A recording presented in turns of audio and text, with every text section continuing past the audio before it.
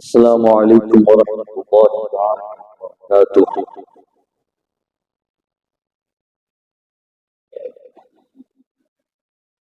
نحمد اللہ تعالی علی سابق نعمائه وتوالي آلائه ونستزيده سبحانه وتعالى من فضله ونسأله العون والسداد ونصلي على صفوة أنبيائه وخاتم رسله وأصفيائه وعلى آله وصحبه ومن اتبع هديه إلى يوم الدين، وبعد، فأعوذ بالله من الشيطان الرجيم، بسم الله الرحمن الرحيم، وأقم الصلاة لذكري، آمنت بالله صدق الله العظيم وبلغنا رسوله النبي الأمين المجيد الكريم، ونحن على ذلك لمن الشاهدين والشاكرين، والحمد لله رب العالمين۔ غوث اعظم بمن بے سر و ساما مدد قبلہ دین مدد کعبہ ایما مدد بگرداب بلا افتاد کشتی ضعیفان شکستہ رہت کشتی بحق خواجہ عثمان ہارونی مدد دنیا معین الدین چشتی۔ عقیدت و احترام کے ساتھ درود پاک کا ہدیہ پیش کریں اور پڑھیں۔ اللہم صلی علی سیدنا و شفیعنا و نبینا و مولانا محمد وبارک وسلم، صلاۃ و سلام علیک یا رسول اللہ، صلاۃ و سلام علیک یا حبیب اللہ صلی اللہ تعالی علیہ وسلم۔ ابھی عن قریب ہی وہ دن گزرے، وہ دن جس میں آقا کریم صلی اللہ تعالی علیہ وسلم نے عالم بیداری میں اپنے جسم کے ساتھ رب کے قرب خاص میں حاضری دی اور بچشم سر رب تعالی کا دیدار فرمایا، جسے معراج کہتے ہیں۔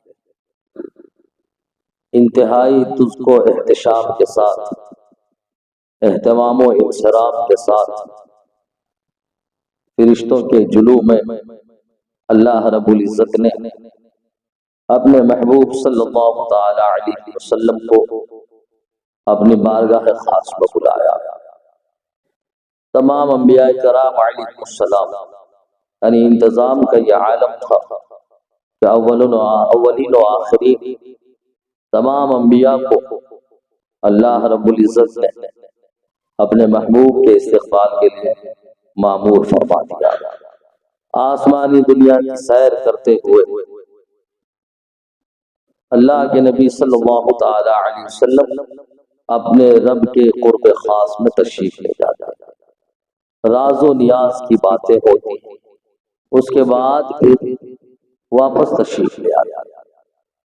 اتنا بڑا سفر بغیر مقصد کے تو وہ سفر نہیں رہا۔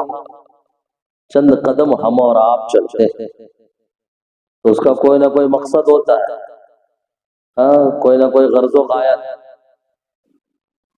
اور سفر سے جب واپس آتے ہیں تو یہ ہماری اور آپ کی بھی عادت ہے کہ اپنے گھر والوں کی، ماننے والوں کی، جن سے بے انتہا حد تک محبت ہوتی ہے، کچھ نہ کچھ تحفہ لے کر آتے ہیں۔ ہمارے نبی صلی اللہ تعالی علیہ وسلم عظیم سفر پر تشریف لے گئے، عظیم بارگاہ میں گئے، خالی ہاتھ تو نہیں آئے ہوں گے، کچھ نہ کچھ لے کے آئے ہوں گے، اپنے لیے لائے ہوں گے، اپنی امت کے لیے لائے ہوں گے، کیونکہ ہمارے نبی صلی اللہ تعالی علیہ وسلم اپنی امت سے بے انتہا محبت فرماتے ہیں۔ آپ بھی کچھ لے کر آئے، کیا لے کر آئے؟ ایک بڑا عظیم تحفہ لے کر آئے۔ آپ نے خود فرمایا الصلاۃ معراج المؤمنین، میں نے معراج کیا، میری معراج یہ ہے کہ میں اللہ کے قرب خاص میں پہنچا۔ اے میری امت، میں بھی تمہارے لیے معراج کا ایک تحفہ لایا ہوں، اور وہ تحفہ یہ ہے کہ میں تمہیں بھی معراج سے شرف کر رہا ہوں، مشرف کر رہا ہوں، اور تمہاری معراج یہ ہے کہ تم اللہ کی بارگاہ میں نماز ادا کرو۔ تو یہ تحفہ معراج نماز ہے۔ جو ہمارے نبی صلی اللہ تعالی علیہ وسلم رب کی بارگاہ سے ہمارے لیے آپ کے لیے لے کر تشریف لائے. تحفہ، عام آدمی اگر تحفہ دے تو اس تحفے کے بارے میں شریعت کا حکم ہے کہ تحفے کا انکار نہیں کرنا چاہیے، تحفے کو ٹھکرانا نہیں چاہیے. نماز یہ وہ تحفہ ہے جو رب کی بارگاہ سے ہمیں اور آپ کو جملہ مومنین اور لانے والے کوئی عام بلکہ اللہ کے محبوب صلی اللہ تعالی علیہ وسلم. لہذا اگر کوئی امتی اس تحفے کو قبول نہ کرے، اس تحفے کو قبول نہ کرے تو یقیناً وہ لاکھ دعوی محبت کرے لیکن وہ بہت بڑا محروم القسمت انسان ہے، کیونکہ یہ وہ تحفہ ہے کہ لانے والے سید الانبیاء صلی اللہ تعالی علیہ وسلم ہے، اور یہ کسی عام جگہ سے نہیں بلکہ اللہ کے قرب خاص، اللہ کی بارگاہ سے یہ تحفہ اللہ کے نبی صلی اللہ تعالی علیہ وسلم اپنی امت کے لیے لے کر آئے.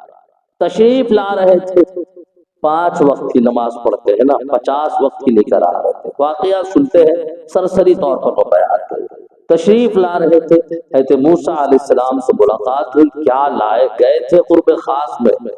ہماری تو رسائی نہیں ہے وہاں تک، آپ جا کے آ رہے، کیا لائے ہیں؟ فرمایا نماز لے کر آ رہا ہوں. کتنی؟ 50 وقت کی نماز.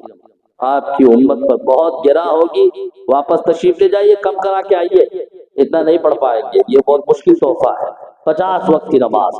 تشریف لے گئے، آئے، کتنا کم کرائے؟ 5 کم کرائے. 45 بھی بہت ہے، کم کرائیے. غرضے کے 9 دفعہ ہمارے نبی صلی اللہ تعالی علیہ وسلم قرب خاص میں تشریف لے. کیا حکمت تھی اللہ جانے، کیا حکمت تھی اللہ جانے. اس حکمت کا راز اللہ جس پر وہاں کرے وہ جانے. بہر کیف 9 دفعہ آنے جانے کے بعد 5 وقت کی نماز رہ گئی. پھر بھی حضرت موسیٰ علیہ السلام حضور کی بارگاہ میں عرض کرتے ابھی بھی مشکل ہے، پھر جائیے اور کم کرا کے آئیے.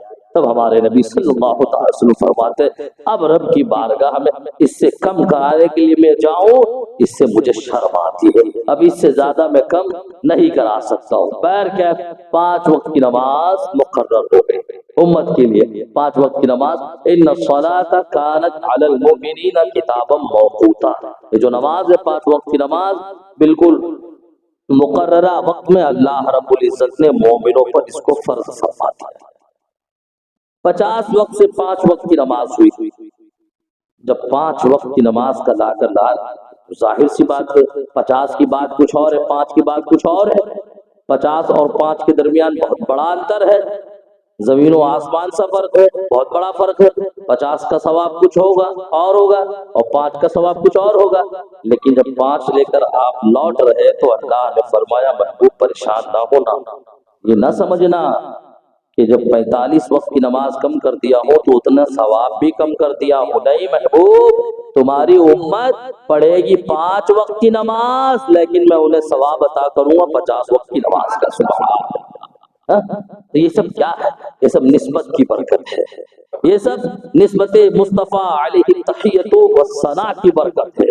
آپ دوسری جانب دیکھیے، ایک بندہ اگر نیکی کا ارادہ کر رہا ہے، ابھی کیا نہیں ہے، ارادہ کیا نیکی کا، ابھی ارادہ کیا دل میں، انشاءاللہ عز و جل یہ جمعہ کے بعد سے جتنی نمازیں ہیں تمام کے تمام نمازیں میں پڑھوں گا، اب کوئی نماز نہیں چھوڑوں گا. نیکی کا ارادہ کیا، والدین کے ساتھ حسن سلوک کروں گا. نیکی کا ارادہ کیا، جو میرے ماتحت ہے گھر کے جتنے افراد ہیں سب کے ساتھ حسن سلوک کروں گا، ان کے کفالت کا حق ادا کروں گا. ابھی نیکی کا ارادہ کیا، اس کے نامہ اعمال میں ایک نیکی لکھ دی جاتی ہے، نامہ اعمال میں ایک نیکی لکھ دی جاتی. دیکھیں نسبت مصطفیٰ علیہ التحیۃ والثناء، کتنا کرم ہے سرکار کی نسبت کا، سرکار کی امت میں ہونے کا کتنا بڑا فائدہ ہے. آپ دیکھیں ارادہ کیا، نیکی کیا نہیں ہے، نامہ اعمال میں ایک نیکی لکھ دی جاتی ہے، اور جب بندہ کر لے تو سبحان اللہ 10 نیکیاں لکھ دی جاتی ہے. جب کر لے تو 10 نیکیاں لکھ دی جاتی ہے. اب آئیے تھوڑا تقابل کرے، بندہ اگر گناہ کا ارادہ کیا، نیکی کا ارادہ کیا تو ایک نیکی لکھ دی گئی، اور گناہ کا ارادہ کیا تو ایک گناہ لکھ دینا چاہیے نا، مقابلہ تب تو ہوگا.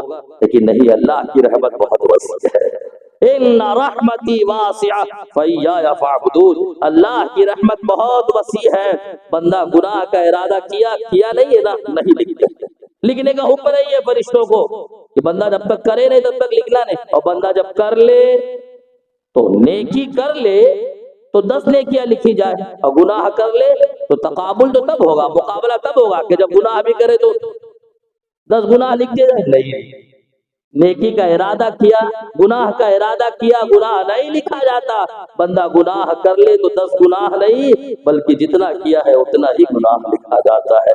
یہ سب ہمارے نبی صلی اللہ تعالی علیہ وسلم کی نسبت کا فیضان ہے، آقا کریم صلی اللہ تعالی علیہ وسلم کی امت میں ہونے کی برکت اور فائدہ ہے، اسی لیے تو ہمارے امام فرماتے ہیں بد سہی، چور سہی، مجرم و ناکارہ سہی، بد سہی، چور سہی، مجرم و ناکارہ سہی، ہے وہ کیسا ہی سہی، ہے تو کریمہ تیرا، ہے وہ کیسا ہی سہی، ہے وہ کریمہ تیرا۔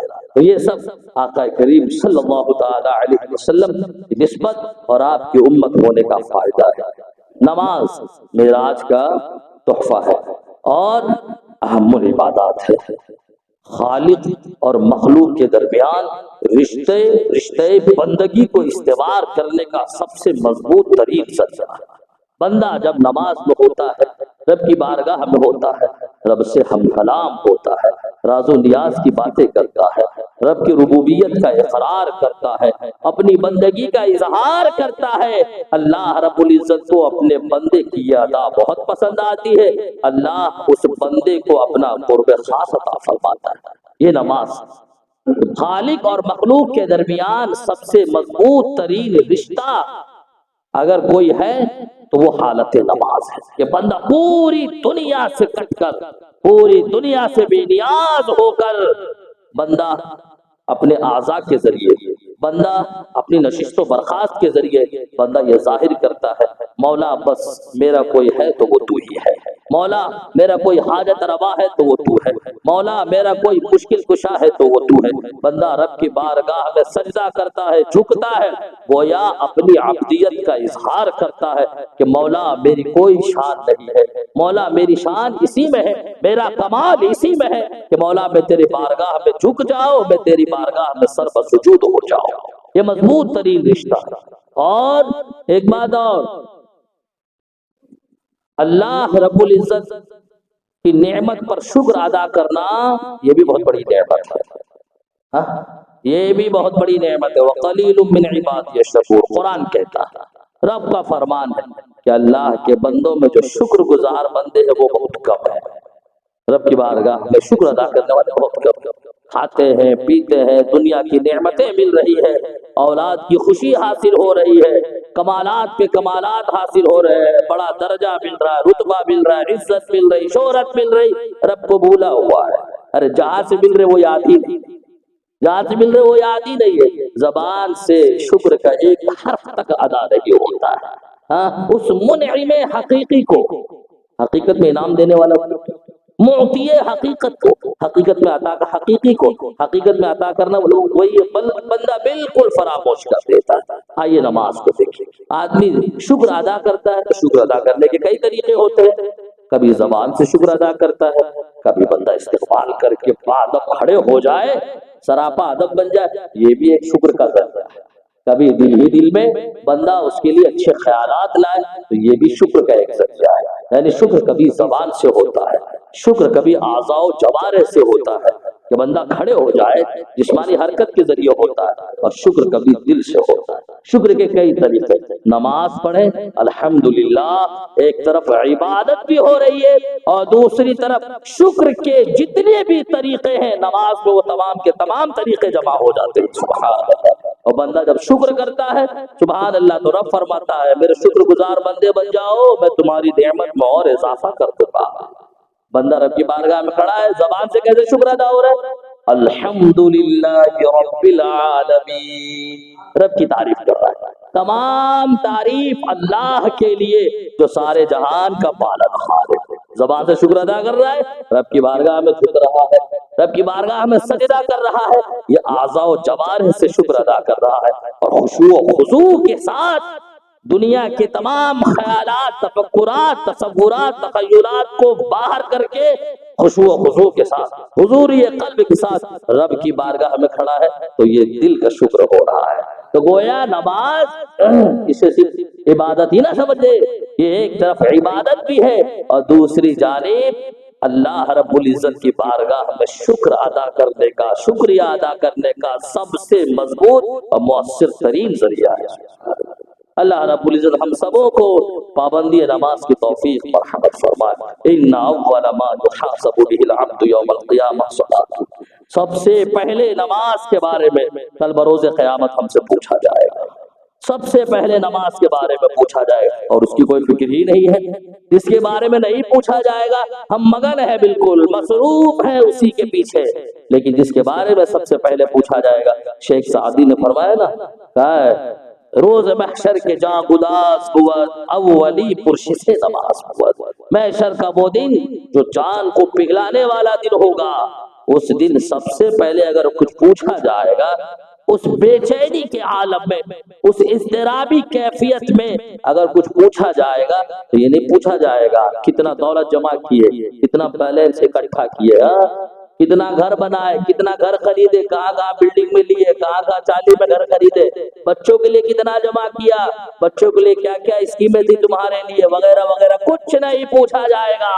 وہ اضطرابی کیفیت ہے جس کے بارے میں قرآن کہہ رہا ہے یوم یفر المرء من اخیہ وامہ وابیہ وصاحبتہ وبنیہ لکل امرئ منہم یومئذ شأن یغنیہ، اس دن کی اضطرابی کیفیت کا یہ عالم ہوگا کہ آج وہ بچے جن کے لیے ہم نے پوری زندگی وقف کر دیا ہے، آج وہ ہمارے اہل خانہ جن کے لیے ہم تن من دھن سے قربان ہونے کو تیار ہوتے ہیں، اس دن کی بے چینی کا یہ عالم ہوگا کہ ہم سب سے بھاگیں گے، سب سے بھاگیں گے، ارے جاؤ نفسی نفسی، تم اپنے بارے میں اپنا جگاڑ لگاؤ، میں تو خود پریشانی میں مبتلا ہوں۔ اس دن کے بارے میں سرکار فرماتے ان اول ما يحاسب به العبد يوم القيامه الصلاۃ، سب سے پہلے اس بے چینی اور اضطرابی کیفیت کے بارے میں کسی چیز کا سوال ہوگا تو نماز کے بارے میں پوچھا جائے گا، کتنی نمازیں تم نے پڑھی ہے، خالی جمعہ ہی پڑھ کے آئے ہو، وہ بھی خالی فرض پڑھ کے آئے ہو،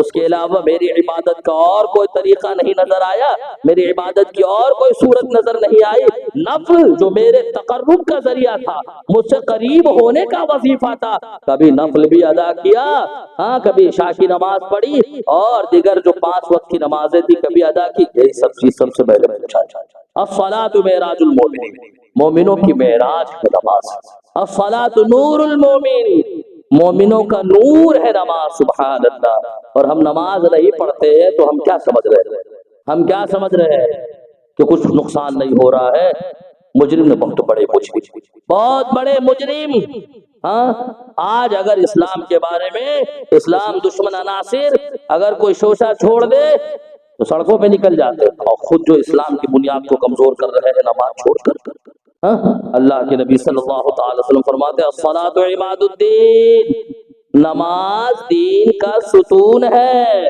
تو جس نے نماز قائم کیا، جس نے نماز کو چھوڑ دیا فقد ہدم الدین، اس نے دین کی بنیاد کو ڈھا دیا، اور جس نے نماز قائم کیا اس نے دین کی بنیاد کو قائم کیا۔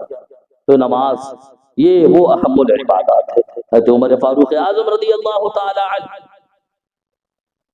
جو آپ کے دور میں بہت سارے ممالک فتح ہوئے، اسلامی سلطنت کے ماتحت آئے، آپ اپنے لشکر کو کون سا ایسا وظیفہ بتاتے تھے، آپ اپنے لشکر کو ایسا کیا کھلاتے تھے کہ آپ کی فوج بہت طاقتور تھی، کیا کھلاتے تھے، ہاں ایسا کون سا وظیفہ آپ نے انہیں دیا تھا؟ تو سنو، آپ جنگ میں جانے سے پہلے اپنے افواج کو جمع کرتے تھے، لشکر کو جمع کرتے اور آپ نصیحت فرماتے تھے، نصیحت فرماتے، اس نصیحت کا اہم ترین حصہ یہ ہوتا ان اہم امورکم عندی الصلاۃ، تم بہت اچھے تلوار چلا لیتے ہو، بہت بہادر ہو، گھوڑا بہترین طریقے سے چلا لیتے ہو، بہت سارے پہلوان کو اکیلے پچھاڑ دو گے، یہ بہت اچھی بات ہے، لیکن سب سے اچھی بات اور تمہارے کاموں میں سب سے اہم کام میرے نزدیک اگر کچھ ہے تو وہ یہ ہے کہ تم نماز قائم کرو۔